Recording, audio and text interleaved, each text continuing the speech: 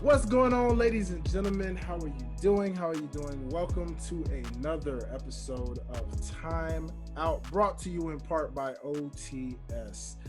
As you know, I am your favorite neighborhood mediator slash host of many shows, but this is a show that is definitely one of my personal favorites because on this very show, we like to talk a bevy of serious cultural topics from racial injustice and police brutality and so much more. I mean, just a long list of different serious topics that really you probably don't hear enough of, or maybe you hear enough of, but you don't get the true facts behind it.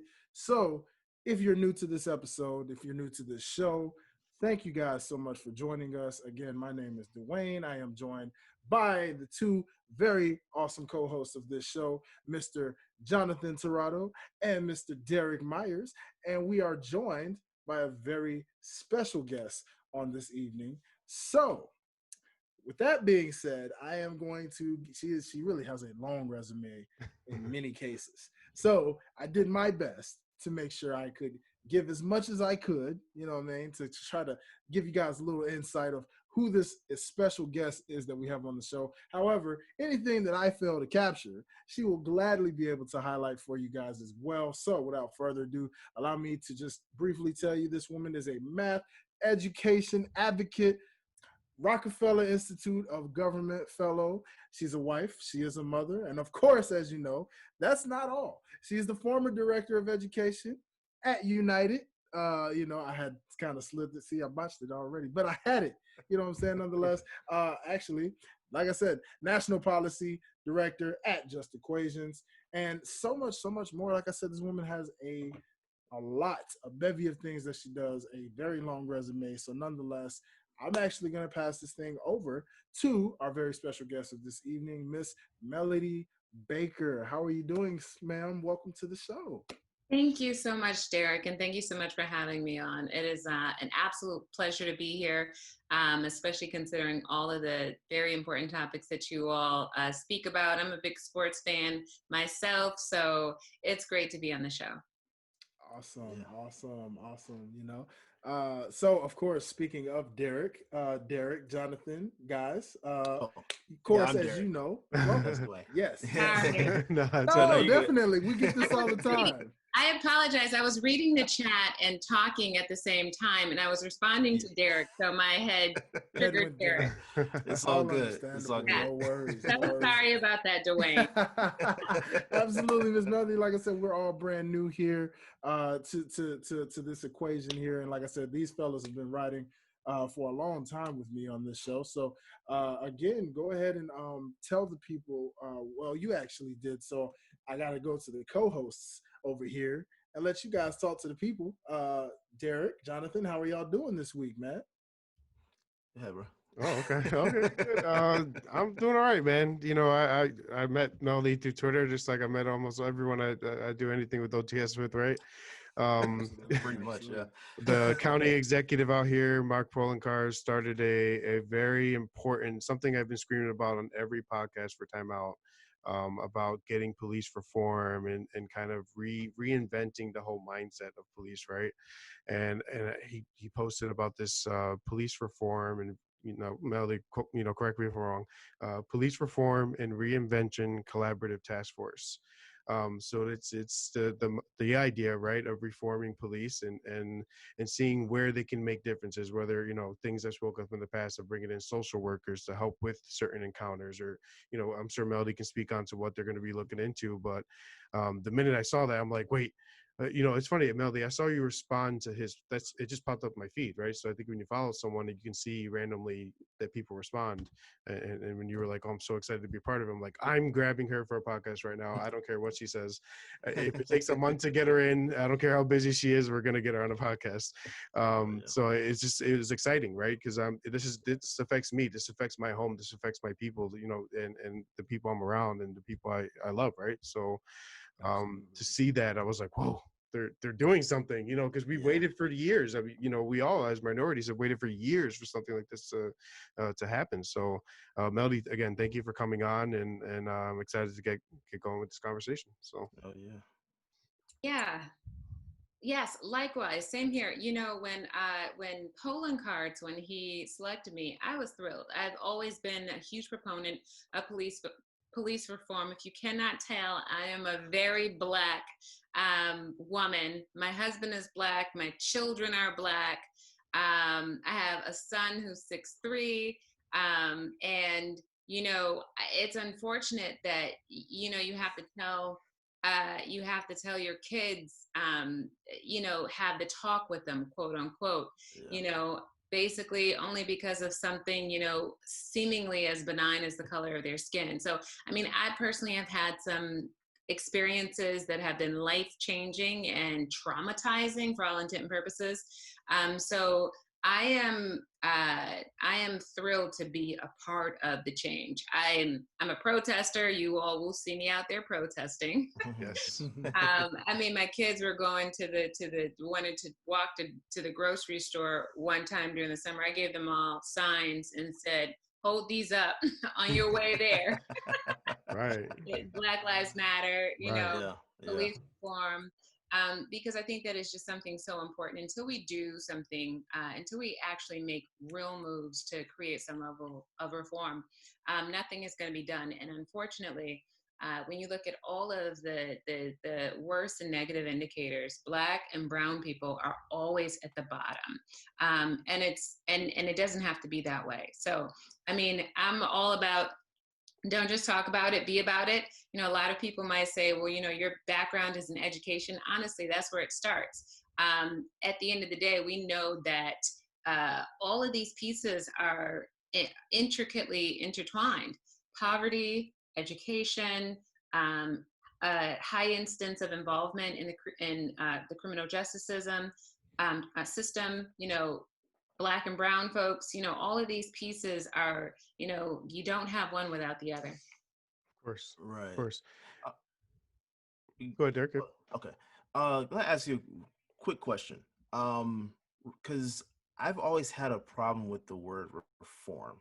Mm. Um, I know what the idea behind it is, but what I've seen every time someone talks about reform, it doesn't reflect what it is that we actually want.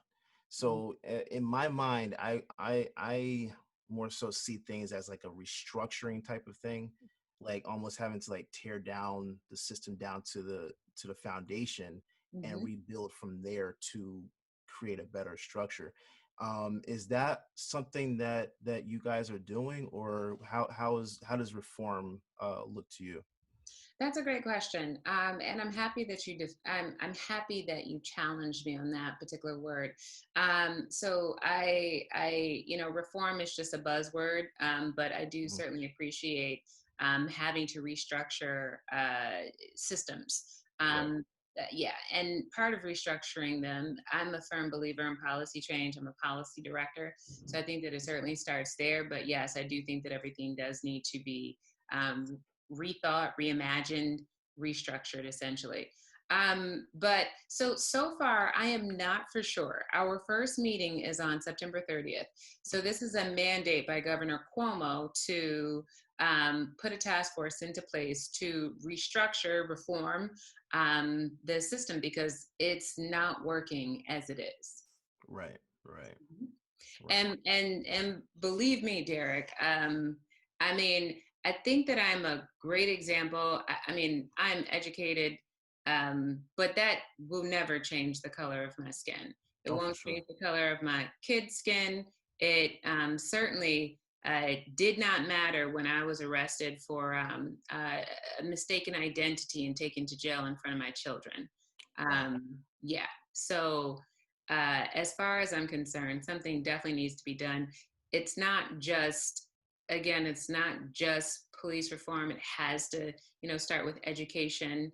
Mhm. Um, uh, Education for me is always the greatest risk to those different experiences.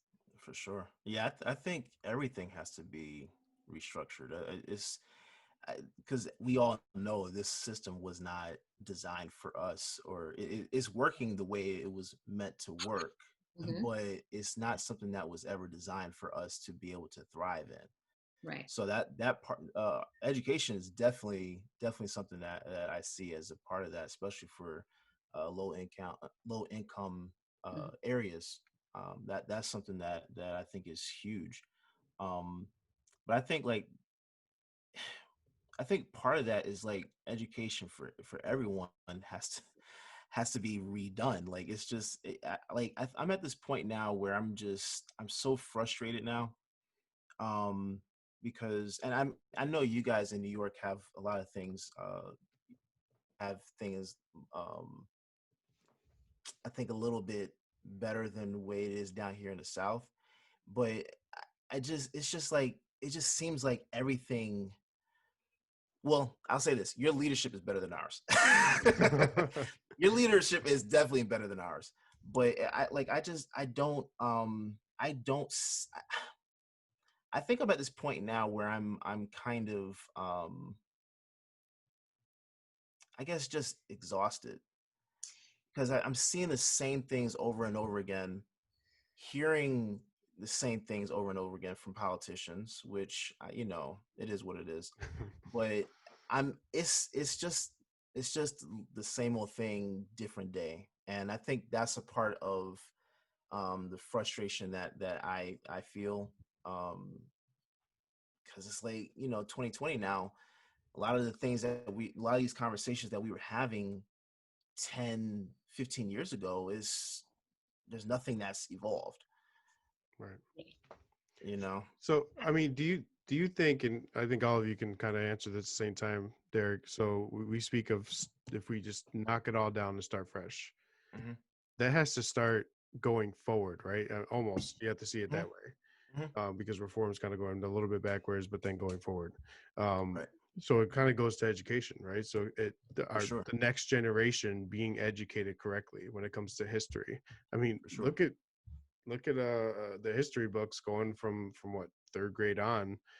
Are they really telling the truth of what happened in this country? I mean, It's or revisionist are they history. hiding a lot of the revisionist history? Are they hiding Yeah. a lot of the truth? Yeah. Yes, because when we start to tell the truth, they're saying you're just exaggerating. You don't know what you're talking about. It's like, no, no, no, no, no. This is the truth. This is what happened. It's just it Mm-hmm. was revised from what the truth really actually was. So, Right.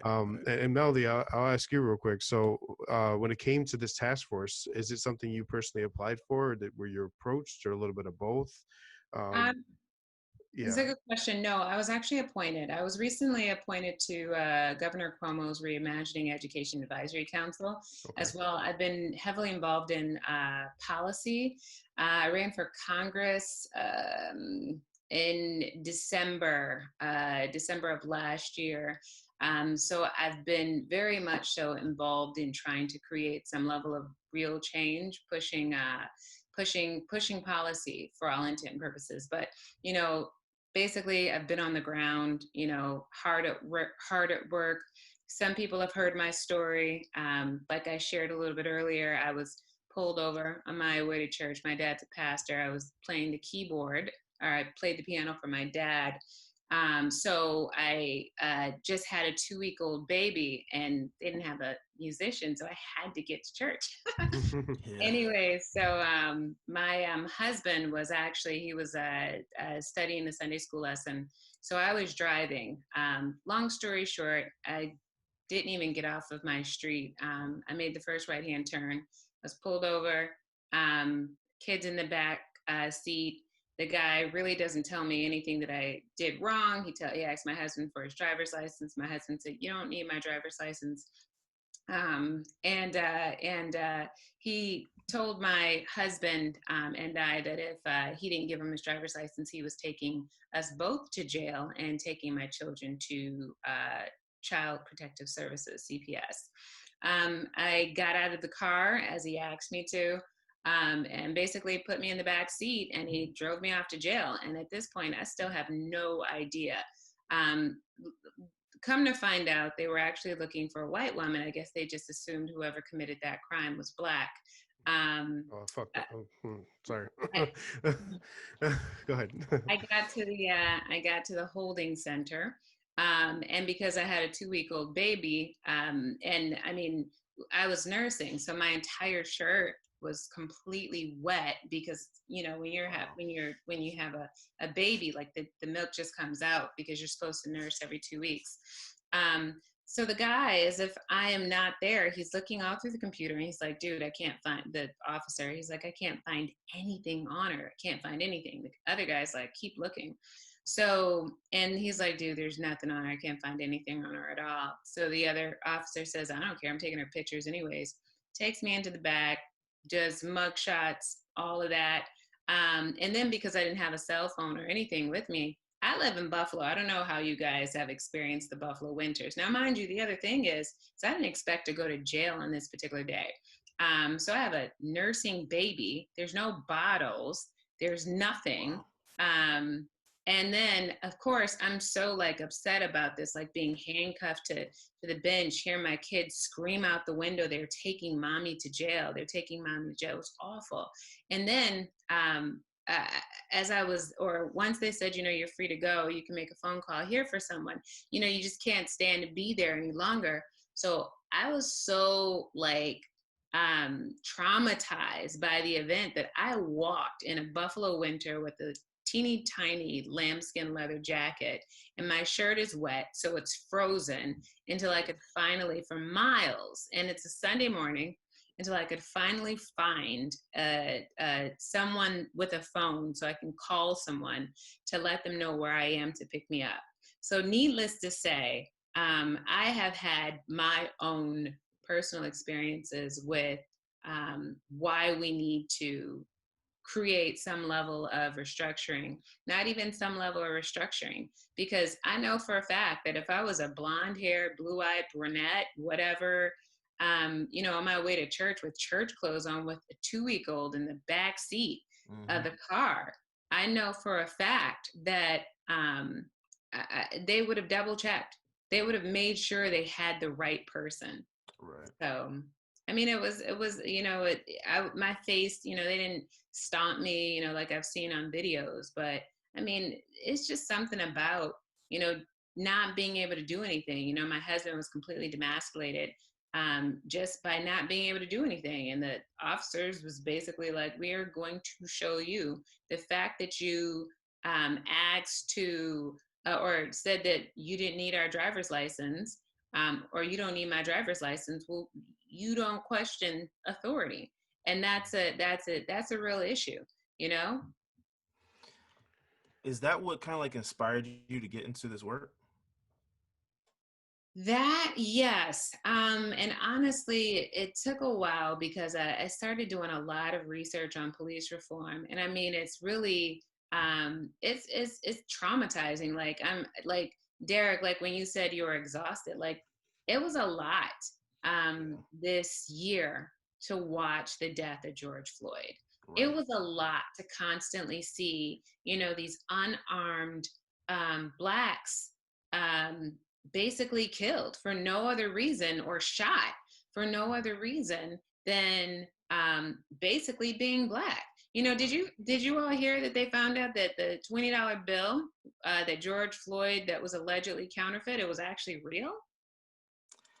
I Didn't see that. had never. You know what? Heard We that. spoke on this in the first podcast we've ever done. This is when we started doing it around the George Floyd killing. And I don't care if he had a bag of counterfeit hundreds. Yeah. No cop is judge, jury, executioner, period.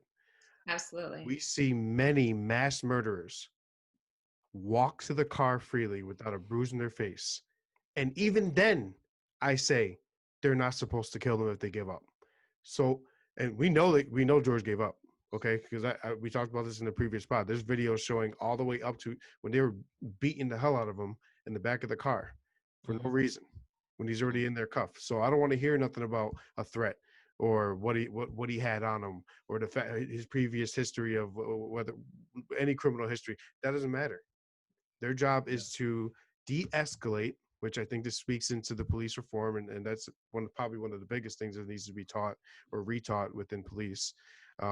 They can't make things worse, right? They're going into situations just like yours, Melodie, where there's, oh, I don't care what you say, I need the license. Well, I don't have to give it you. I know my rights. Well, yes, you do, or I'm calling CPS. That's escalating the situation. You're threatening two people who are good people. I'm going to take your kids if you don't do what I say. Well, excuse me, officer, you're not end all be all. Nobody in this country is end all be all. Right. Nobody. But even people who, even if they are at the end of the day, even if they are responsible for whatever it is that they are accusing them of, those individuals need their day in court. And that's a real issue, that a Black man can't even make it to the jail. But here you have, the Dylan Roofs who shot up an entire church, and they give the guy was it a cheeseburger? Right. Yeah. I mean, are you kidding me? It was exhausting. I mean, I'm a strong person, but I've shed many tears just watching this, and not because it hurt to see them see what they were going through, because I mean, at this time I'm numb to that. It's because we can't do anything about it, because you have to sit there, you have to take it. That is what the issue is. Yeah. And so speaking to, and if you feel it's too personable, you don't have to really answer in full or whatever. You said you've spoken to your kids and had the conversation, right? Yeah. I mean, have you gotten it? Like, how deep has that conversation gotten? Is it to the point where, so, my dad being former law enforcement, he was in corrections, so it's a little different than, in-person encounters on the street or anything. But he literally broke it down to me, like, and mind you, and I talked to Derrick and Dwayne about this. I'm Puerto Rican, I'm a minority, but I'm fair skinned, right? So I don't deal with the perceived skin color, and I say this in the most negative way possible. I can walk by a white person, they never know the difference. Like, that's that shouldn't be the case, first of all. That's like ambiguity, yeah. Right. Yeah. I should never have that mindset, but I've absolutely had it. Like, I walk into an all white room and I'm like, all right, they're not looking at me weird. I'm good. Like, for real though, like, and I feel like a lot, and I feel like Dwayne and Derrick and Melodie, you guys should speak to it. Sometimes going into a room dominant of white people, you're like, okay, I'm good. I can walk by. Like, I just, you take a deep breath, and you're almost worried because you don't know. You really don't. And in the summer, I'm dark. Like, I get darker than what I am now. So, like, people see you a certain way, and it's simply and solely based off of the color of your skin, and it doesn't have to be the Karen that's calling 911 or anything like that. It's just the general perception and the people that. The one thing I hate the most, and we spoke about it before, is I don't see color. It's like, no. God, everybody sees that. Is people. So I get the sentiment of where they're coming from. It's, I don't care that you're Black. I don't care that you're Puerto Rican, in the sense that they care about you. But you're not seeing the reality, in the sense you're eliminating our culture, right? Like, you're telling me I don't see color. No, I want you to, like, and Derrick, you spoke to this. I want you to see me. I want you to see this color. I want you to see what I've been through because of this. Because it's deflecting.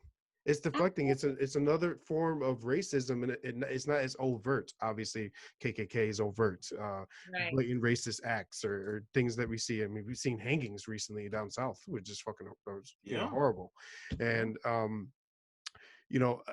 I think, I hate percent. So speaking to your math stuff, so I don't like to give percentages on things that are not quantifiable, obviously. But you say 95% of the racist people in the world are the ones that just don't notice that they are. I mean, that allow a lot of that stuff to happen. So it's that implicit bias where they don't, because they're not overt with it.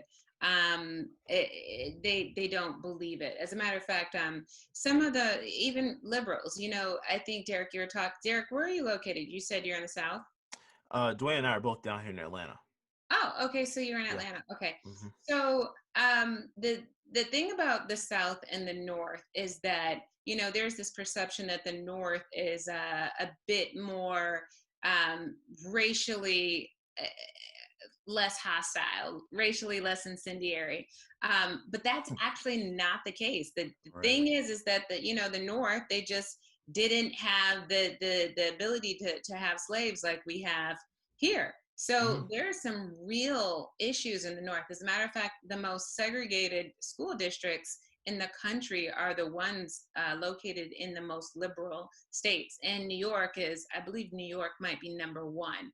So the North has some real serious issues. And I would almost go far as to say that implicit bias that, people don't realize is there, is worse than overt bias, at least when you're at least when you're overtly biased. I know where I stand, but it's those other people that don't realize it. I had a colleague who felt that she was, very progressive and, all these pieces, and she had to have a reckoning with herself. And she said she didn't realize it, that when a Black man got on the elevator with her and she clutched her purse, that she did that because he was Black, and it came to her attention because he looked at her and just kind of shook his head. And they were in City Hall. He was a councilman. He was a councilman. Yeah, yeah. You could be wearing a suit, everything. It doesn't matter. It doesn't matter. No. I remember being in Target, and I just went to go get a birthday card, and there was a older white lady at the end of the aisle that had her purse in her cart, and she had walked away from the cart. As soon as I walk into the aisle, she walks over to it. We kind of pushed it. I looked at her and I said, I'm not taking your purse. Like, I'm not doing that. But nobody worried about you. No one's worried about that. I couldn't care less. I'm just trying to get a card. Right. But it's that's the thing that's kind of irritating. Like and what you were asking Melodie earlier, Jonathan, about your sons. Like with the conversation that you had to have with them about police. How old are they? So my oldest is 17, and then I have a 13-year-old. And my kids are tall, and it doesn't help that Black people are perceived to be much bigger than what they actually are. So my son, he's 16, but he's so skinny. He's 6'3". My daughter, who's she's not even 15 yet, she's 14. She's 5'10" and a half. She's a baller. She's down on the court. Okay, all right. Busy. I was gonna ask who. Somebody had to be something. Someone has to be playing. Yes. Yeah, they all do sports. But yeah, I definitely had to have that conversation with them. As a matter of fact, I asked my husband the other day. I was listening to Trevor Noah, and Trevor Noah said that when he came to the States, he got pulled over about 5 or 6 times.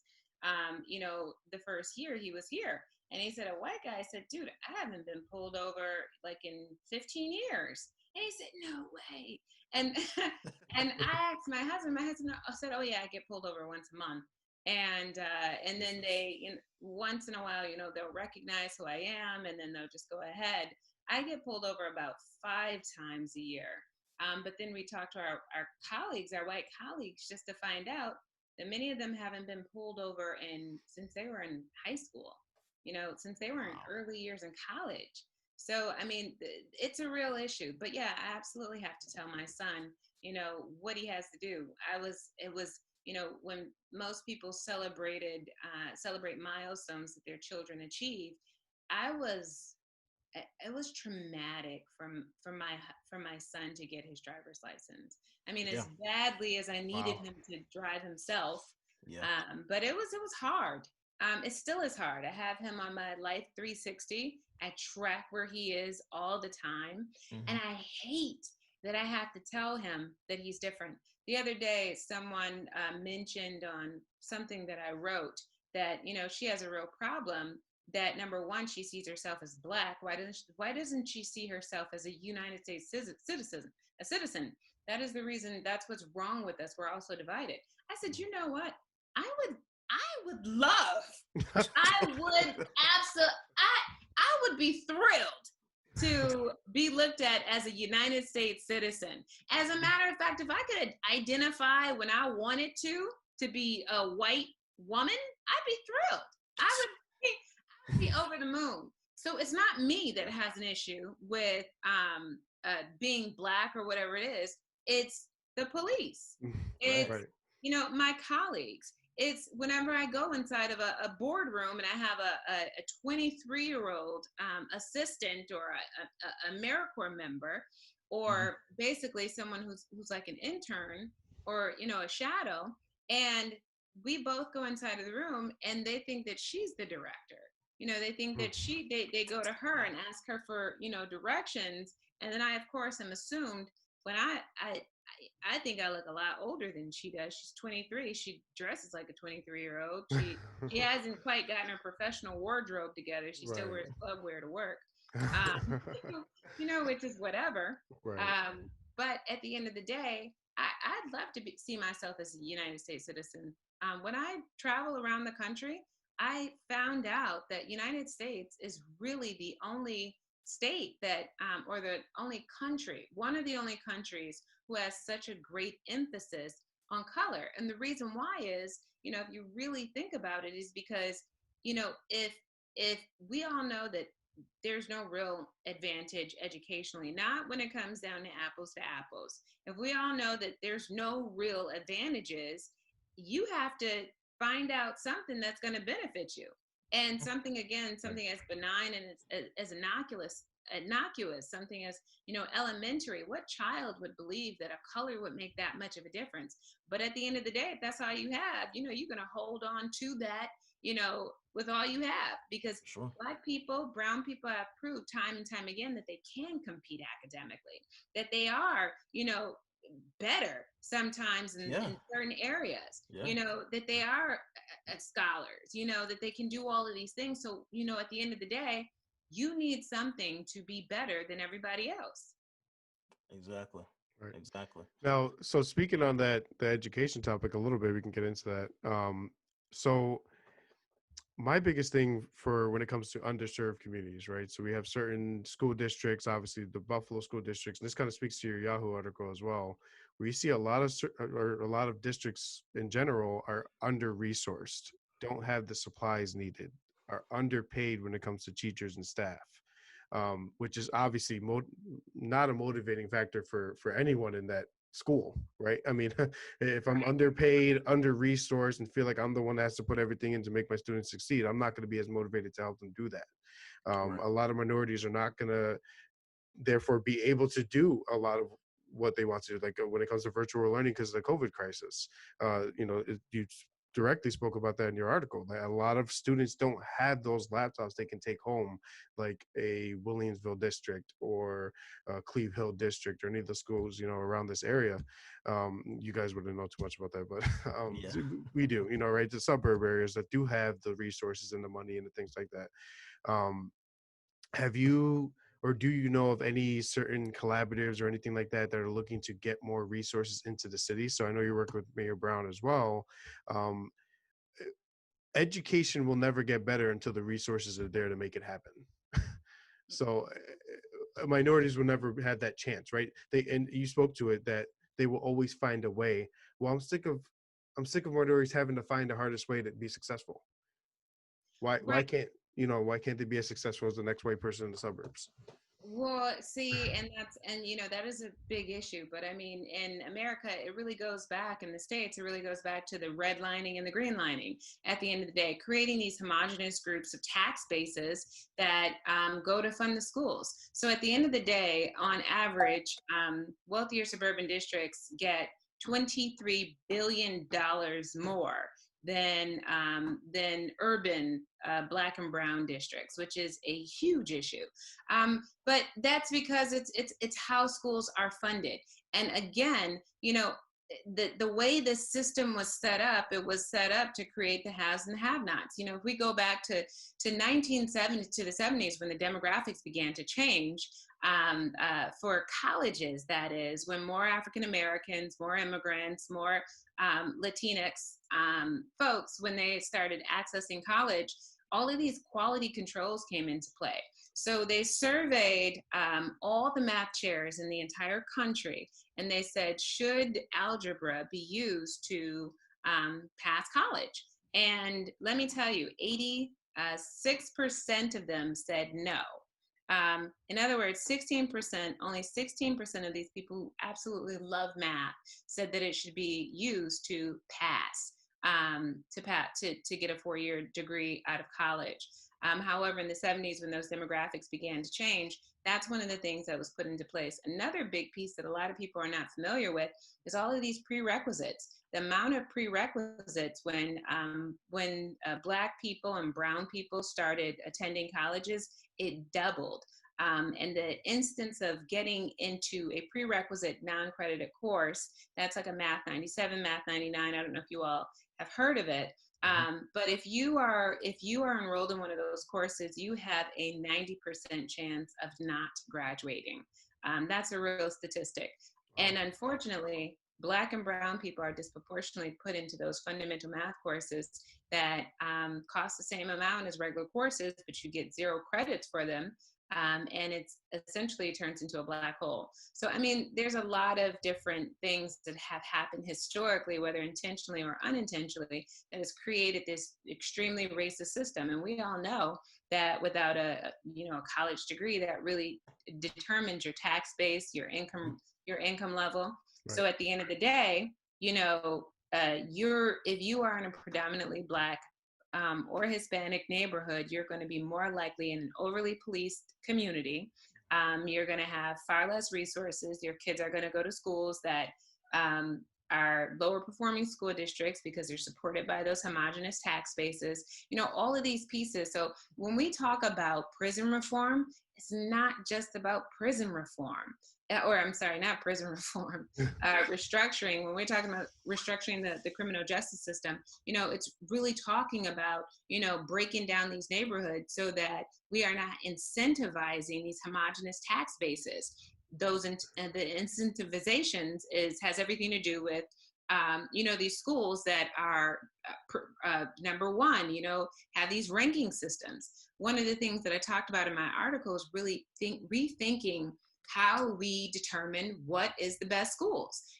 Why are the best schools based on these particular rubrics that at the end of the day don't even translate into being prepared or ready for college? Why isn't part of the rubric, diversity, a diverse community?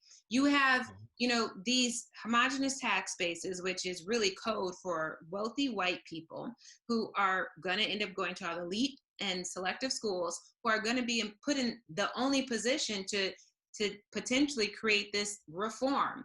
And, this reform is not and has not ever done anything, because at the end of the day, if those folks who are going to be governing the world and making all of the changes for the world, but they've never been a part of the world in a real sense, there's nothing that they can do. Right. You're expecting people with not that mindset or not that background to know how are they going to help everyone if they've never even been around everyone, right? Like they're stuck in their own little community for worse, honestly. And I've spoken that so many times, in that I think it just comes down to bringing in more resources and money, and maybe just not having it be tax based, right? Maybe it's just a government initiative or grant, or you'd probably know more on the specifics of that, Melodie, but I think every school should get the same amount of resources needed. If anything, more resources for the larger amount of kids and larger amount of schools, right? It's a scary thought, and it's something that we do need to reform. And honestly, that's something, if anything, needs to be totally ripped down and started all over again. So I will ask you though, when you speak of reform in school, so I think you're going to go kind of both ways on this, but when you speak of reform for education, do you think the general setup of education needs to be fixed, in the sense that, do you think a lot of students are just taught to memorize rather than learn, right? So a lot of the time when I went through school, so I was, I'm not trying to pat my own back, but I was one of the more intelligent kids in school. And I felt like a lot of the time it was just pressure to memorize that week's test or that month's large test, or, sectional test, whatever you called it. Quiz. A lot of the topics in school, I was never interested in, right? It's not something that I ever thought or knew I would be going into in my career. So where do you think that can change? Can it change? I mean, we do need some kind of grading system. I get that, but I feel like the pressure's there. So like growing up, again, I'm a Puerto Rican kid. My mom would, like, the minute I walked in, she had the belt ready. What'd you get on the test? I'm like, oh, I got a 95. It's fine. But I didn't learn anything, So, that's besides the point. But do you think there's a way to change that, but also still give kids something to strive for, some kind of results, right, where they feel successful. Absolutely. So, I mean, you're talking to the right person because one of the things we look into is how to better engage Black and Brown students. So, I mean, one of the things we look at is social justice math. But to go back to your original question, in the sense of looking at whether or not students are really being taught to problem solve and really to develop creative thinking skills opposed to rote memorization. Unfortunately, there's a lot of discussion, there's a lot of discourse on that particular topic because there's all of this pressure to teach to the test. Teaching to the test is definitely going to be rote memorization. It's going to be a much lower level thinking, instructional model, unfortunately, but that is, that's how some people get to that proficiency piece. A lot of your better, your more quote unquote quality schools, they do not actually use the standardized test. So a lot of these private schools that do develop children and students who can independently think, they do teach them that creative problem solving. And then the other thing is, education in so many ways can be, restructured to make it far more meaningful. I hate to say that there is, intentional things that were done. I don't know any other way to explain it, but even when you think about math, there is a tremendous amount of focus on teaching what is most complex opposed to what is most relevant.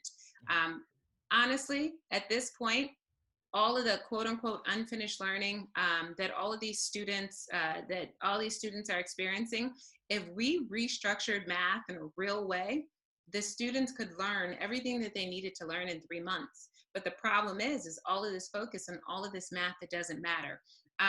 Just thinking about like the labor department, and if you compare what students are learning compared to how that prepares them for college or even their future careers, it's not there. Unfortunately, there's this race towards calculus, and it's just it's something that has been proved to be completely misaligned with colleges and careers. Physicians, you have to have this high level of calculus and these high levels of math to be a physician, to be an engineer, to be an architect. And let me tell you, most of those careers, they don't use trigonometry. They don't look at Pythagorean theorem. And these are the careers that you would think would have the most math, like being an architect, because we've advanced so much as a society that we no longer use any of those very archaic math pieces. So what they're really being used as a gatekeeper opposed to being a gateway, which is a problem. Right. Math can 100% be restructured in a way to teach the most relevant material. And at the end of the day, some of the best scholars have said what math really should focus on is advanced arithmetic. And we all know what arithmetic is. That's adding, subtraction, multiplication, exponents, all of this other type of algebraic type math. And mind you, I'm getting a PhD in quantitative methods. So I'm not dissing math for any purposes. I'm a statistician by trade. So I have a great appreciation for math, but at the same time, it needs to be the right type of math. So then you have to ask yourself, well, if none of this math is relevant, and the only people who are using this math is astronauts, and even then, we've advanced so much that a lot of that math is done by themselves, is done using these systems and these calculators. Why are we using it? We're using it to filter people out, unfortunately. And, at the end of the day, the people who have access to the best tutors, to the most selective schools, they can be the ones who say, or those are the ones who say, well, I've had all of this extra math, because at the end of the day, we have to have some selection criteria. So and that is what math equity is about. And the crazy thing is you don't hear about that. The only thing you hear about is literacy. But Right. the true way to get into a lucrative career is to get into a STEM field, which means you have to be on that race to calculus. You have to have AP courses and advanced courses that at the end of the day are completely meaningless unless you might work for NASA. And let me tell you, there's not a lot of positions open for NASA. Yeah, No you won't lying see that about on that. Indeed. No. So that's gonna pop up. So, Yeah. So I I mean, oh, go ahead, Derek. well see one thing I'm really intrigued by is what does it take to restructure education for students like me? So like I was the type of student where I'm better when it's hands-on learning. When it comes to just sitting at the desk watching the teacher write on the board all day and jotting down notes, my mind is already I'm pretty much done. Like I I went through college. I didn't graduate because I got burnt out with homeschool 6 years prior. And then when I got into college, I wasn't ready for it. I really wasn't ready because I was homeschooled, so I wasn't ready for all of that. But sitting behind a desk and just doing the step by step thing, not actually being hands on, uh, I found to be very boring.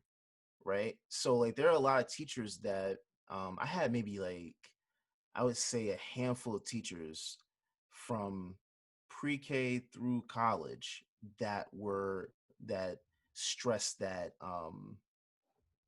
hands-on type of learning. I didn't have teachers for the most part that recognized how to actually do that. So what is the way to actually get students like me involved with being included with this restructure? Because there's a lot of people like me that are more creative that don't care about quite honestly don't care about learning all of these like things that we're not going to utilize, in our everyday lives. So what's the is there a plan that you can see that helps students like that? Absolutely. You're talking to the choir. I have attention deficit disorder. Okay. Legitimately. Okay. Which is probably why, people say, wow, you do a lot of stuff. No, it's what energizes me. It's actually what keeps me going. But actually opened a school. I founded the first inquiry-based charter school. And it was exactly for that reason alone. It was really thinking in terms of how do children think, how do children learn. And we actually got rid of all the textbooks. And it was really that hands-on learning approach, problem solving, starting with a question. So, if a child was going to talk about density, we would give them, an orange and maybe a can of pop and have them put inside of water to see which one would sink, and then really, develop a scientific theory on why, they Right. believe one sank opposed to the other. But you can absolutely engage students. I mean, if you can engage someone like me, when I tell you, my sisters call me, they nickname me ADD. Like I am legitimately. So in my office, I have my treadmill because I've looked at ways to stay like engaged in the learning process, and sometimes I'm just too distracted. I'll jump on the treadmill, bring me back down to baseline, and I'll keep going. But I mean, those are coping strategies that I had to develop over time because I was definitely one of those kids who could have fallen through the cracks. I was always, wanting to touch things, and I do enjoy reading, so I do like to read. Interesting books though. That's what I was about to say. It has to be something that can engage you. And it's funny you mention that because I feel like in the past there was such a stigma on ADD and students that had I won't even call them learning disorders, but maybe learning hindrances, whatever you want to call them. I just feel like they had more to unlock, right? So someone like you just you need to do more. Like that's kind of like I'm just always busy all the time. These guys can speak to it, but like there's a door in there that just needs to be opened up, right? And I think that's kind of what you're speaking to in the was it Inquiry Charter School you mentioned? Yes, the Charter School of Inquiry. I opened it. We opened it. I'm a co-founder. We opened it in 2015, the first Okay. inquiry-based school in Western New York. Wow, But yeah, that's that's amazing. essentially what it is. So, I mean, even kids with auditory processing disorder, the interesting thing is that the way it shows up in a second grader, third grader, or fourth grader is like a learning disability. And what auditory processing is that maybe, you know, on one side of the brain, they're not getting the information, or maybe they're getting the information both at the same time. And it's very difficult. So, you know, what you were saying, Derrick, is that, you know, sometimes you know, you need to touch different things, and that might be a stimulus to help improve your learning process. So I don't know if I actually have ADHD or if I have central auditory processing disorder. I would assume I have central auditory processing disorder, even though I was identified as ADHD, because what processing disorder is that it's kind of like being in a new train station, like in DC or something, and you see all these different colors and lines, and it's all this information all at one time. People who process information on the left side first, they can then take that and funnel it to where it needs to go. People like me who get it all at one time, it's so hard to untangle it and say, okay, this needs to go here. So you have to kind of like focus yourself. It takes a little bit to focus, you know, let me read through this and see exactly where I'm supposed to go, because I'm going to end up, you know, in Virginia and I'm supposed to be in Maryland. So, but what happens is once you learn those coping skills, if a kid can make it, if the kid can make it and not be put in special ed, usually around the 5th grade, it starts turning over. But by the time that kid is in the 10th grade, that kid is a genius, because what happens is they've self-taught coping methods.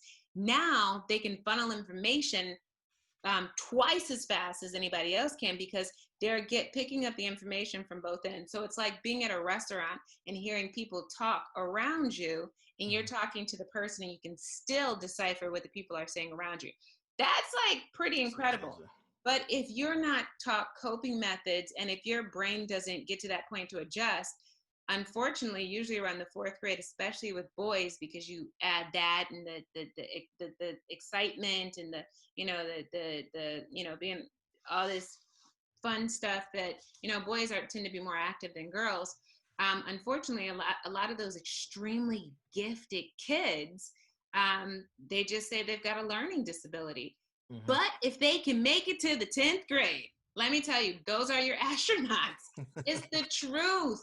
Right. If they can get to that point and get those coping methods and get where they need to go, they can process information. It's like it's being ambidextrous. You know, how much better is a basketball player who can, you know, do everything that they can with their left and that they could with their right. They're processing information from both ends.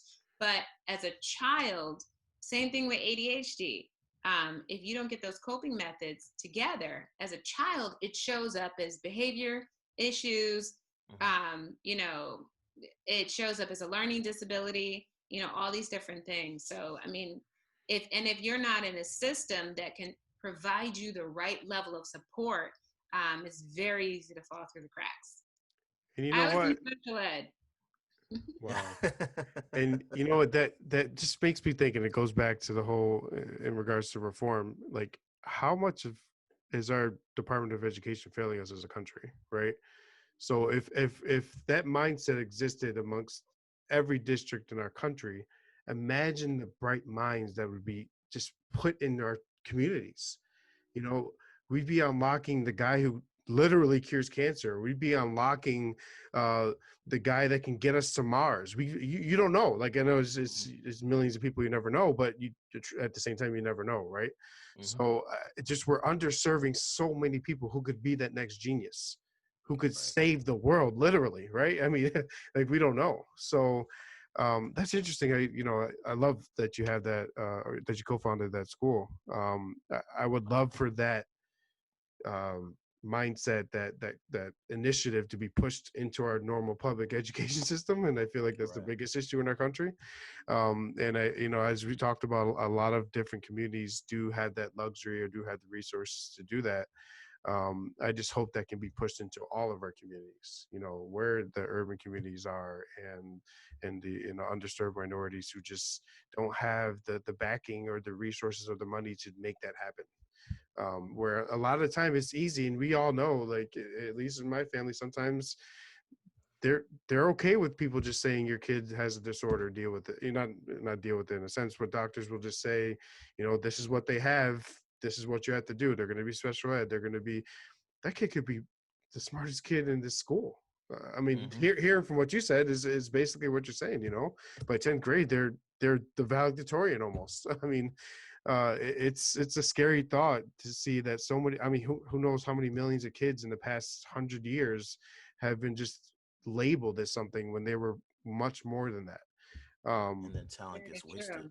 Right. You find that my one of the doctors that I work with, who's an audiologist, he said that typically the kids who are have the auditory processing disorder, typically you don't even know. The way you know a kid has an auditory processing disorder is that they can't do 3 steps at a time. So if you tell a kid, go upstairs, take your coat off, put your shoes in the closet, and then start your homework, they're going to go upstairs, take their coat off. They didn't get any other information. So that's how you can tell that they have an auditory processing disorder. If they can't go beyond like 2 or 3 steps, if you say, when you get in there, make sure you finish your homework and then do the dishes, and then you can have a snack.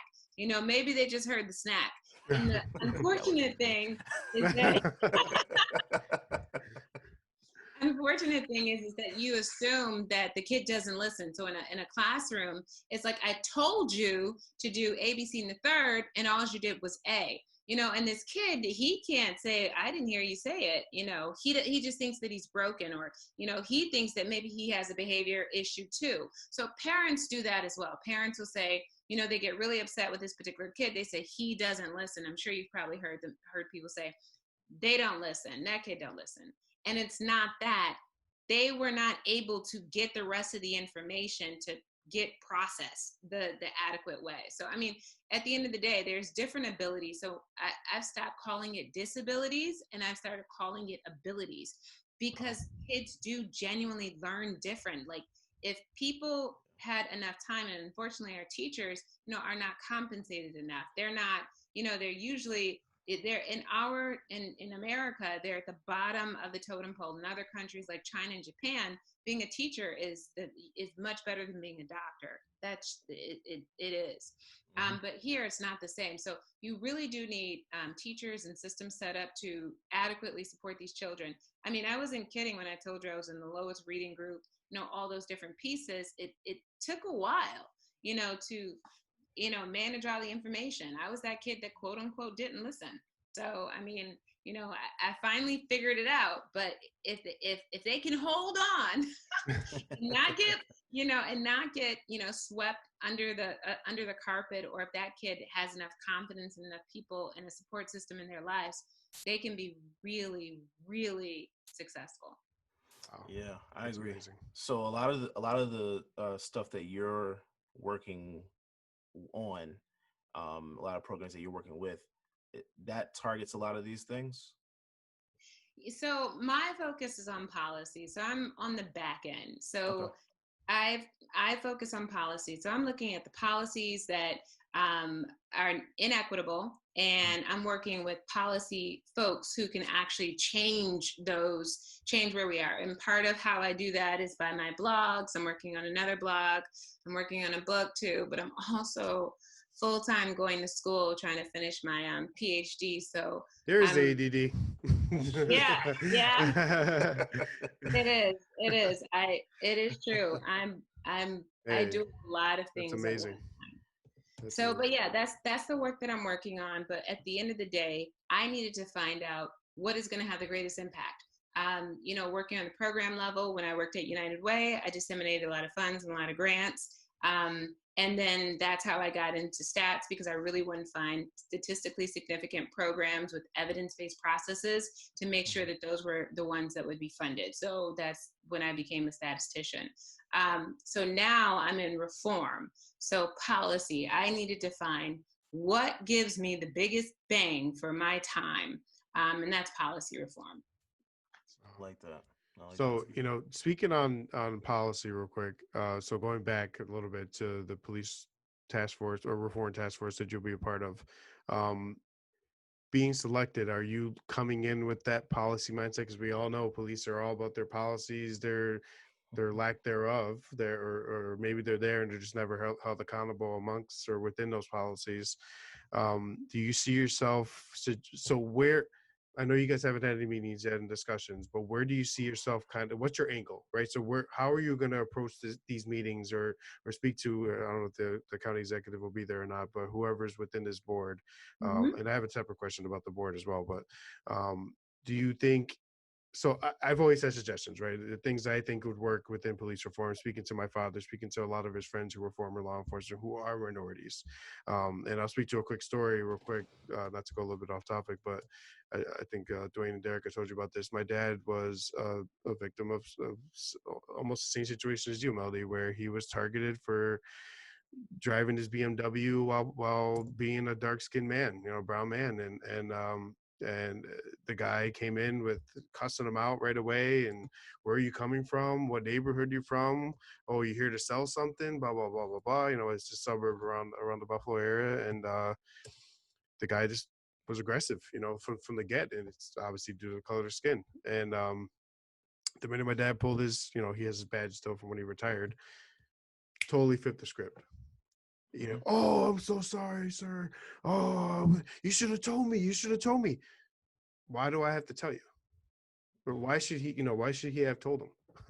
You know, the color skin means nothing. So uh, we did. There's so many stories like that. I feel like we'll never know about because it didn't get as far because of, you know, my dad having a badge or another person having, you know, you yourself being part of the board, and you know, you being well educated and things like that. Maybe they changed the perception right away.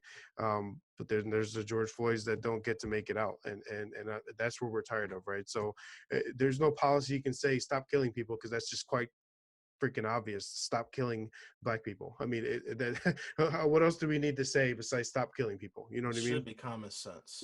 It should be common sense, and it's not. It's too prevalent within our community. And I'm sorry when, you know, the big consistent opposing argument is, well, you're talking about such a few amount of situations. It's like, no, these one one situation is more than enough. I've talked about this 100. One death is one too many. Mm-hmm. Two, these are the situations we've heard about due to cell phones. I've shown my phone before. Mm-hmm. You know, you guys remember that? Yeah. But either way, you know, we're if not for social media, if not for you know, camera footage that is easily accessible, a lot of a lot of these situations would have never come to light. Would we have heard? Absolutely. Some people say, I can't believe how many more shootings or how much more police brutality is occurring. There's not more police brutality occurring. There's just being more police brutality being recorded.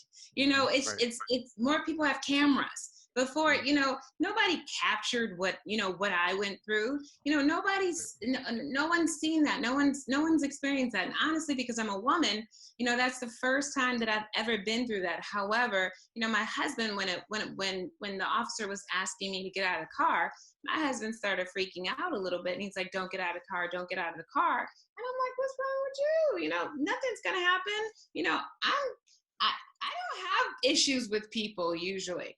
I found out that day that I absolutely do have issues. I mean, but you know, you're right, Jonathan. I don't have those issues anymore because, you know, a lot more people know me. I can rattle off, you know, everybody's boss in a second. Like, don't get me started. And I swear, like, I'm the worst. You do not. You don't want to do The it. wrong one. That's what my mom says all the time. You picked the wrong one today, mother. You got the wrong one. Have way too much access to too much media Yeah. you don't want this. No. Yeah. Right. So I know I went off topic a little bit, but speaking on, since you have such a bevy experience within policy, I think when we start to rebuild police, when we start to reform, we're going to go all the way back to training. I mean, maybe training is longer. Maybe there are different methods within the trainings, right? You know, we're teaching more, or maybe going as far as putting those officers in the communities before they're ever a police officer that they're going to be in, right? I mean, there's so many things you could think of that would probably work. Community policing. I mean, you asked a little bit earlier, you talked about, yes, I'm going in there with a full agenda. I mean, one of the things we definitely need to look at is removing federal and state immunities that protect law enforcement officers from liability. Once you make these officers liable, they are far less likely to behave in this way. Some of the people, they just can't help themselves. But, if you start holding officers accountable, that changes things. Community policing, and really breaking up these.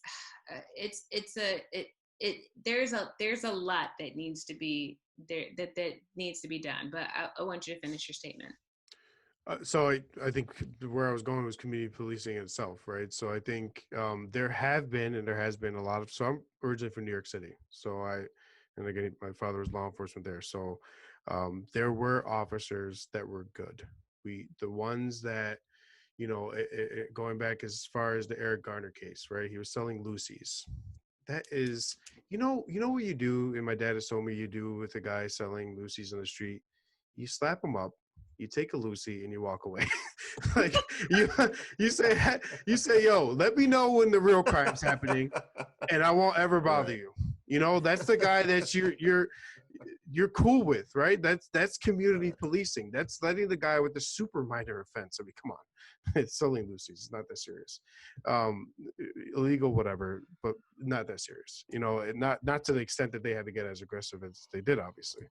My biggest issue, I don't even want to talk about Lucy's when we have white collar crime and people get off on stealing billions of dollars from American people with probation. No, it is.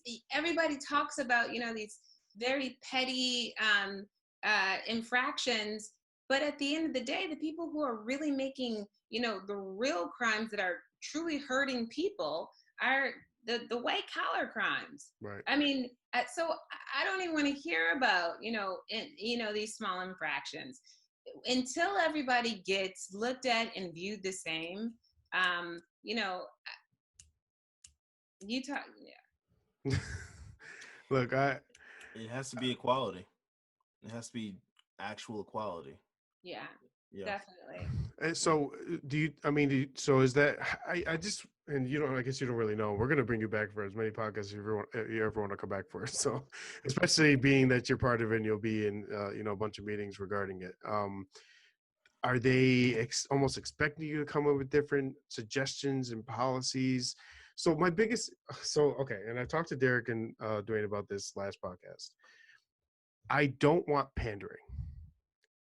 So I don't want, hey, we made a nice task force. We have a diverse group of board, and then we never hear from anyone again.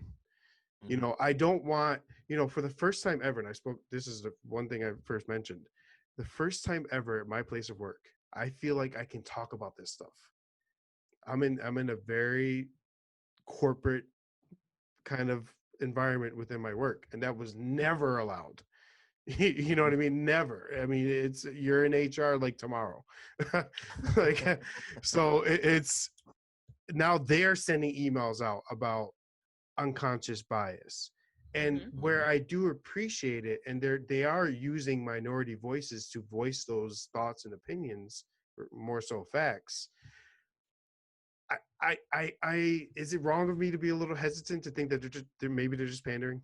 I mean, are they in the moment? We spoke about it with the NBA, right? Are they only allowing it because it's the hot topic? The NFL is the biggest goddamn culprit in the world, in my opinion. I mean, you blackballed a quarterback that should have been in the league 4 years ago and still continues to do it, okay? And the first thing you do is apologize and don't mention his name. Right. I mean, you literally proved you're pandering. Okay, what he was actually doing. Okay, what he's doing. Oh, now you can kneel. Okay, mind you, we all know they're paid to play the anthem in the first place. It ain't no It's not I patriotism. can go on tangents for days about Yeah. it. Besides the point, we talk about this on all other sports podcasts, obviously. Yeah. But we're starting to see the relevance of sports, and this is why we do what we do here at OTS. They're all connected. You know, a lot of minorities run sports, like LeBron, Colin Kaepernick, and Cam, and I mean, what was it? This past Sunday, we had the first time ever 10 black quarterbacks faced each other on one Sunday. Like, we're taking over, baby. That's it. Minorities taking over. That's what I'm saying. About time, man. Listen, hey, but you know what? And it just, the fact that they've always been willing to step up. I mean, I feel like a lot of players kind of were hesitant to because of that corporate mindset. They didn't allow it. And now they're just suddenly popping up because of one of hundreds and hundreds of killings that have happened. We've known about these killings for a long time. Yeah. They did. Yeah, I agree with you. However, I do think that we have to start somewhere because, I mean, if you think about where we were 10 years ago, they were not even here. So do I believe that there is a tremendous amount of pandering? Absolutely. I do believe that, you know, some of it is just lip service and people are just, you know, doing this because it's a trend and, you know, it's, you know, everybody's doing it or to appease people. However, I do believe that it is a start in the right direction. People are at least admitting it because, I mean, for how long have we heard that racism wasn't a real issue? I mean, I was so frustrated and so tired of hearing, oh, we had a black president. You know, it took us, you know, to where we are now to realize, wow, America has a race issue. Are you like, are you kidding me? So I do think that, yeah, so there's going to be a lot of people that are pandering. But if you look where we are today, from where we were 10 years ago, a lot of people weren't even having this conversation. Do I think that there's going to be, you know, the change that I like to see, the world that I like to see my children grow up in my lifetime? I don't know. I'm not sure. And I'll tell you, you know, with some of these recent shootings of unarmed black men, it certainly made me wonder, you know, can we ever reach that point where we can really, you know, say that we have done our best to create an equitable society? I'm hoping that we'll get there, but I do see some progress happening.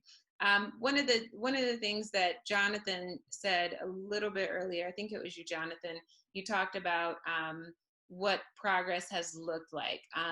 Progress on paper is not where we need to be, and especially if you look back, you know, from the 1950s to where we are now, there hasn't been enough change. However, there are more Black people who have been able to, you know, move socially mobilize themselves, which is good. More brown people who've been able to socially mobilize. However, with, you know, again, for me, it definitely goes back to who's in office, the policies that are being made, and what type of educational opportunities we're offering. Right. And I every podcast I scream vote, vote, vote. And get out there and stop worrying about the pres. Listen, it comes down to our local leaders. We know this. You know this, Melodie, Derrick, Dwayne. I talk about all the time. We need our city officials to be on board. If they're not, vote the right one in. We need our state officials to be on board. If they're not, vote them in. Because it starts at the state level, because we all know the current executive branch ain't helping much. Not right now, at least. So, you know, we need the state and local levels to step up, right? You have to vote those people in. You got to use your right to vote, and don't do it for just the popularity stuff. You need to notice that a lot of these people can't make change. You know? Yeah, absolutely. And these boards, like, you know, the task force that you're in, Melodie, are going to be such a huge difference. You know, again, it's so new. I'm not sure, and I'm sure you're obviously, like you spoke of, you're not sure where it's going to go. I hope it's on the parenting side. So I'm like cautiously optimistic. This is. I think. I don't think that this is. I think that we are in a place where some things have to be done. So what I was talking about more or less is on the corporate and the private level. Okay. You know, there's going to be a certain amount of pandering that has to get done. But at the end of the day, when you're looking at your customer base and your constituents, that's who you're going to cater to. So if you're catering to a wealthy white population, you're going to pander, you're going to say what needs to be said. But 10 years ago, that wasn't being said.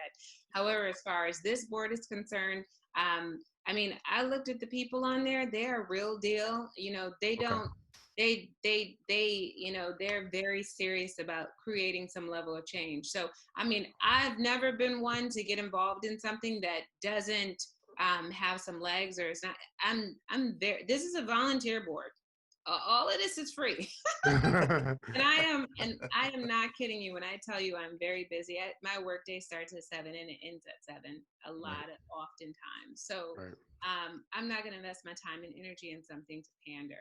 This is something Awesome. that I think that is important, and I have a vested interest. Like I said, I got 2 Black sons, you know, and Yeah, and obviously I know that the board that's on it's going to be, it has a good intent. I just hope, you know, what I was saying is I hope that whoever got that together, whether it's polling cars or the mayor himself, like they're actually going to push it the was initiatives polling you're looking. cars. It was So polling cars himself. Okay. yeah, it was polling cars. It wasn't the mayor, and I mean, Okay.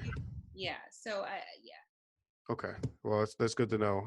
You know, Derrick, you know, man, it's sometimes you just want to like be optimistic, but It's sometimes you just see the continuous negativity out there and the yeah. constant killing of innocent people. You know, you tend to be pessimistic, right? It's you.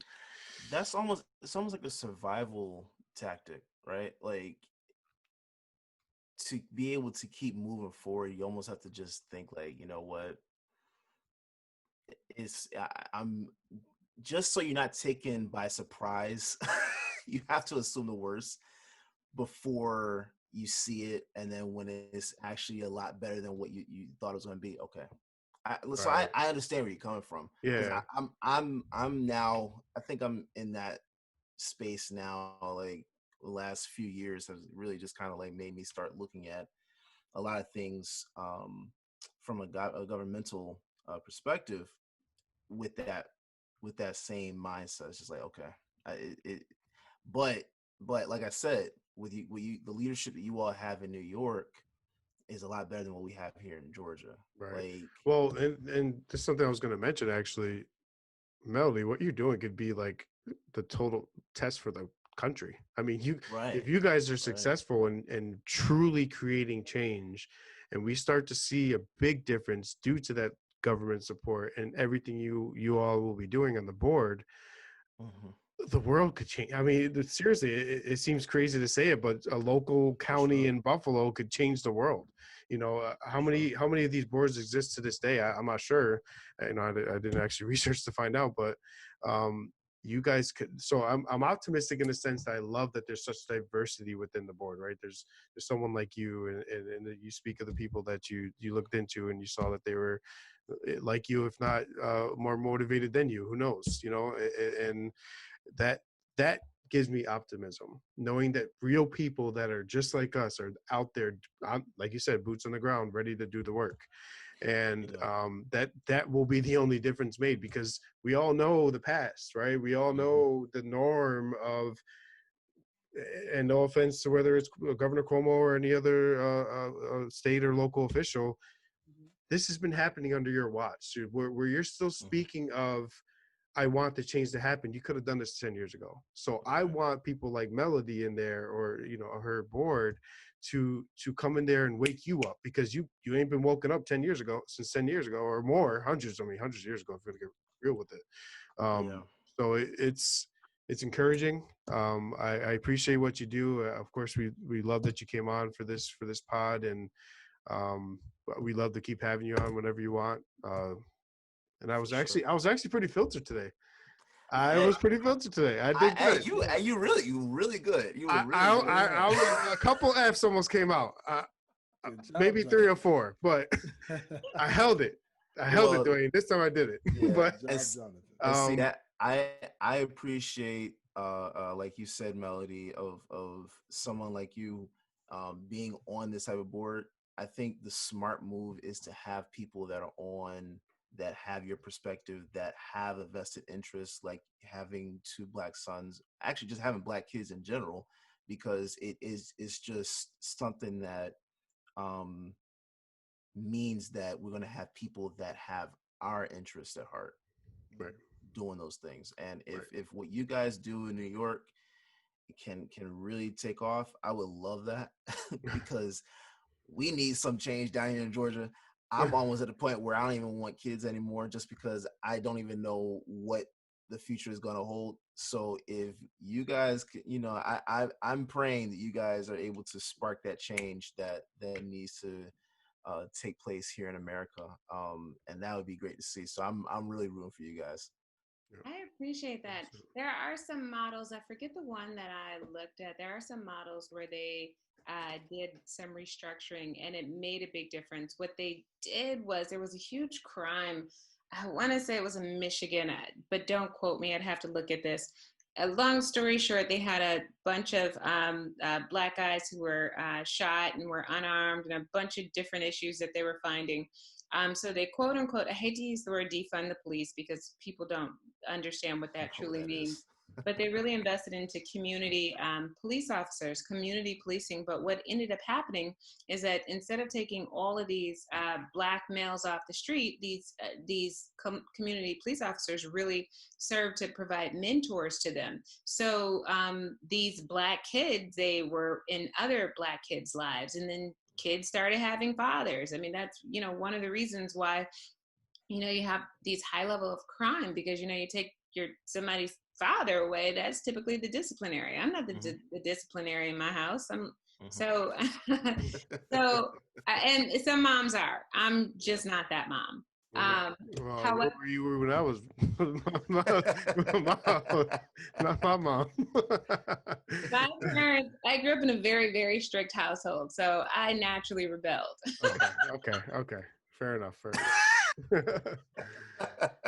Fair enough. If my parents say do it this way, they say, be super strict. I'm like, yeah, let's try something else. Let's see what happens. That was me. Yeah. I'm the middle child, so I was told to do this. I think the devil was just there, and then the angel just went away. The devil just kept going, and my mom hated me for a few years. So it's it was. I get it. My angel was on a lunch break for a long time, so I understand. Hey. I was the baby, so they said the baby gets away with everything. Yeah, you got away with a lot. Yeah, well, I didn't get away with anything. I'll tell you that. But Dwayne, I know you want to close it out for everyone, but I'll just say straight off the bat, I don't need to drop where you can find me or anything like that. But Melodie, genuinely, I hope you guys are extremely successful in what you do. You are literally going to save lives. We know, right? You're going to save lives. You're going to save lives. You're going to promote better lives. You spoke of things today I didn't even think we'd speak about in terms of the children that I never knew that had disabilities could be the one with the greatest ability. Abilities. Sorry. You and your board and everything you've done in your past and will continue to do are going to make a difference in this world. And people just like you are who we need. And I'm extremely excited to have you a part of that. Thank you for coming on. You are the hands down best guest we've ever had on any podcast, and I'm sure you guys can speak to it. I can't even believe that. Listen, I will tell you this: Dwayne has had some WWE superstars on his podcast. I mean, like Hall of Famers, and you're a Hall of Famer, and I need you to keep doing this for the community and the country, and honestly, the world. So I appreciate you. That means a lot. Thanks so much. I really appreciate that. Yeah. And Derrick, I don't know if you want to close out with something. Oh, no, just let everyone know where they can find you. Oh, yeah. Please follow me on Twitter, Melodie K. Baker. I will be providing any updates about the task force, anything that we're doing. And then I write a lot, so I'll be releasing my more blogs, especially specifically on education and equity. My next blog, I think, is going to be called The Black Pass. And it's this pass that white kids, unfortunately, beg Black kids for so that they can say the N-word. Ooh, we need to bring you back on to talk about that. Oh yeah, listen, I'll tell you, you're busy. You might be more busy. Don't be telling us all this stuff. That's something. Oh man. Oh yeah, that's been a topic of convo. Yeah, we can get to that at some point. Definitely. Absolutely. For sure. Melodie, before we let you go, actually, I do have a question to ask you really quickly. as someone who is very big on education. As Jonathan and Derrick, when you guys touched earlier on the, how broken the education system is, what do you say to those that feel like the especially with someone who has children who are incredibly tall, and of course and involved in sports, uh what do you say about the mainstream audience that feels that because of how tall you are at a certain height, that all of a sudden, oh yeah, you're an automatic athlete, you're labeled an automatic athlete and striving to be in the NBA or the NFL, or be this the typical formula of, oh yeah, go to college, be a one and done, and head straight to the NBA so you can go get money and make money for your families. And to those who feel like this is literally all I have left, is my ability to play ball. So I'm going to use this so that my mother and my father or my parents, won't be living in this ghetto life anymore. What do you say to those? Because we know LeBron James has his campaign of more than an athlete, where he literally is just showing like, hey, we're not just people who dribble a basketball or throw a football, but we have minds, we're educated.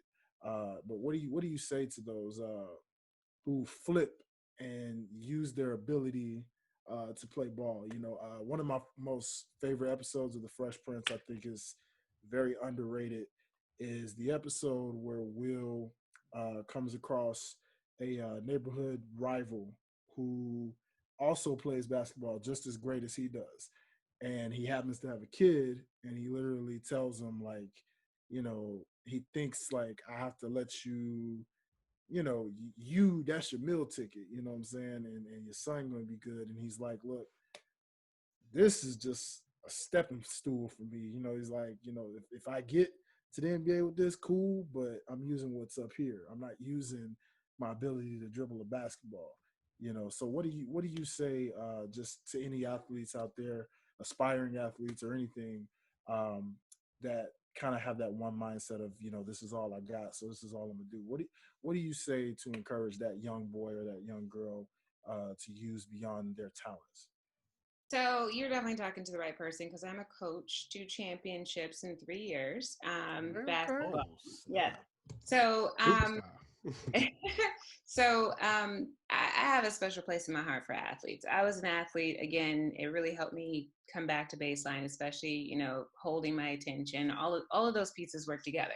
So Mhm. I am definitely a big fan of kids getting involved in, if it's not sports, and some sort of a hobby, something, because that really diversifies their intelligence. So this is what I say, because I hear a lot of people talking about, oh, they should just play, they should just bounce a ball. My oldest daughter, she got a full scholarship to the University of Alabama.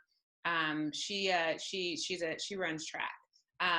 And so what a lot of people would say to her is, oh, you're an athlete, or what they would say to the football players is, oh, you play football, you don't have, and you're not as smart, quote unquote, as anybody else. But let me just tell you something. If anybody has ever been a real athlete that has had to train, there is so much discipline that goes into being an athlete, number one, especially if you play basketball, you have to learn plays. If you run track like my family does, you have to be able to measure where you are. I mean, there's so much math that is a part of that. But all of those pieces work together. If you are an athlete and you have gotten, this far, whether you're a basketball player who is a A1 tournament guy on the, on the streets, that can do all of these things, the fact that you can actually do all of that stuff, that has everything to do with discipline, determination, academia, skill set, intelligence. If you can do that, you can literally do anything.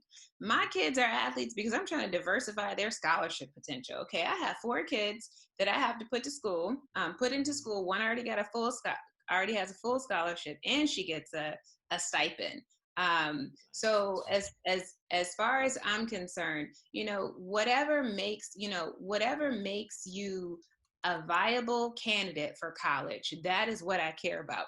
Now, what my kids have said to me before, they've said, because, they play sports, um, uh, gym teachers, or one gym teacher, my son wasn't doing whatever it was that he's supposed to do in gym. And the gym teacher said, don't you want to be like LeBron James? Let me tell you, my son came home so fast. He said, Mom, we got another racist. We got another racist over at the school.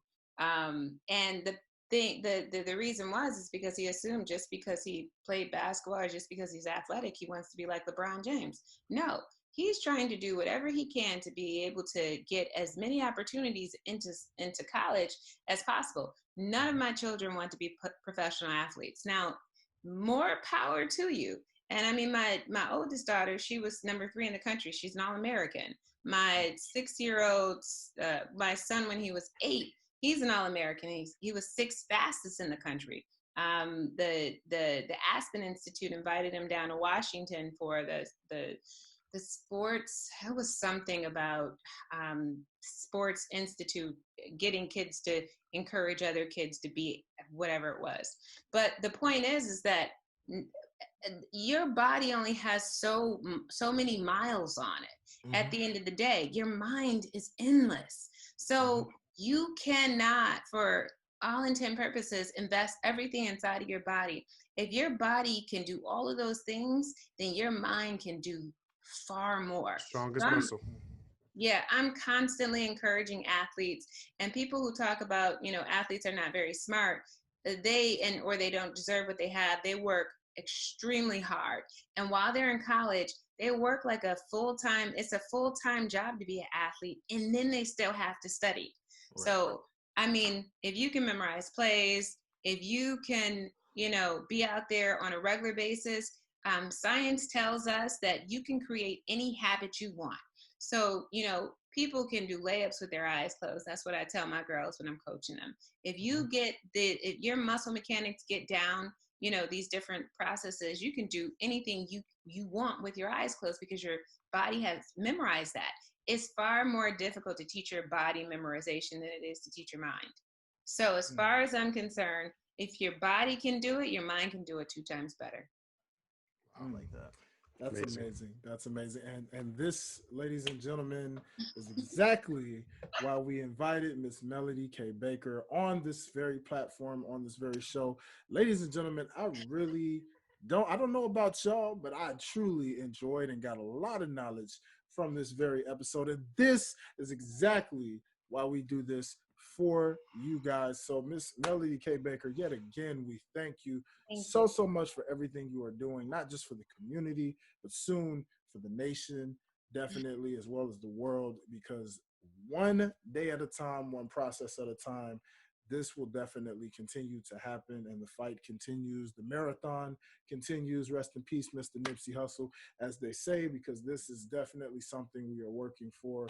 And again, the show is definitely always open for you to come back and let us know how that progress is coming along, what updates are going on, so that way we can continue to educate those young minds, those older minds, every mind that needs that fuel to be fed to them on a show, on a platform such as this. So ladies and gentlemen, without further ado, this is the time where we pretty much get ready to come to a close. So make sure that if this is your first time listening and watching on YouTube, make sure you are subscribing on YouTube. Hit that subscribe button, hit that notification bell, and trust me, you will see episodes like this and so many other shows on this platform continue to update you and notify you so that you can watch and see what else we have going under the OTS brand. Make sure you leave those 5 stars and leave a comment. Let us know who you are if you're listening on Apple Podcasts. Same thing with you Spotifylians out there. If you're on Spotify, make sure you hit that follow button. Let us know that you're here. We appreciate every last one of you for taking the time to listen to us. Your voice matters. Our voice matters. And of course, as we say, Black Lives Matter. Black Lives Matter, baby. Nonetheless. So all being said, thank you guys so much for listening.